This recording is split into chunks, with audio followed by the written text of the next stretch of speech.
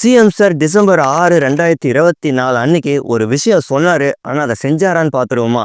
மனித கழிவுகளை மனிதரை அகற்றக்கூடிய இழிவு முற்றிலுமாக ஒழிக்கப்படும். முழுவதும் தொழில்நுட்ப இயந்திரங்களை இனி இப்பணிக்காக பயன்படுத்தப்படும். இந்த மாசம் சென்னை கொளத்தூர்ல ஒருத்தரும், போன மாசம் திருச்சியில 2 பேருன்னு ஒரு வருஷத்துக்கு மட்டுமே தமிழ்நாட்டில் மலைக்குழி கிளீன் பண்றதுக்கு இறங்கி 60க்கும் மேற்பட்டோர் hydrogen sulphate, ammonia, methane, carbon dioxide இது போன்ற விஷவாயு தாக்கி இறந்து போறாங்கன்னு ரிப்போர்ட் சொல்லுது.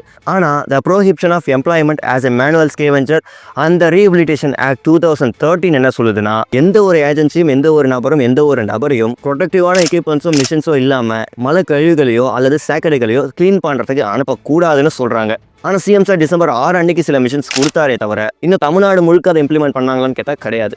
ஒன்று சொல்கிற சிஎம் சார், 24 மணி நேரமும் ஏசி கார்லையும் பிரைவேட் ஜெட்லையும் போகிற உங்களுக்கும் சரி, பஸ்ஸு, ஆட்டோ, பைக்குன்னு போகும்போது ஒரு செகண்ட் பேட் ஸ்மெல் வந்தாலே மூக்கில் கை வைக்கிற சராசரி மனுஷங்களுக்கும் சரி, ஒரு மனிதனோட மலத்தை இன்னொரு மனிதனே கிளீன் பண்ணுறது எவ்வளோ பெரிய கொடுமைன்ட்டு தெரியாது. 2026 நீங்கள் தான் ஜெயிக்க போகிறத அக்கம் பக்கத்தில் பேசிக்கிறாங்க.